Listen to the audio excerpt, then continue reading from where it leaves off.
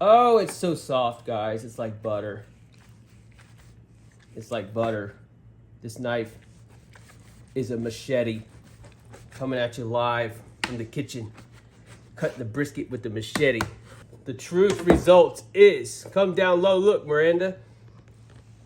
Voila. Now, is this brisket juicy? Oh, wow, look at all the juices. It's juicy as can be, y'all. So, let's get a slice and a dice with the machete for our first brisket cut piece. Look at this, y'all. Look at that baby just plummet down. Perfect slice of machete brisket. Okay, guys, so we are going to use the machete on the brisket.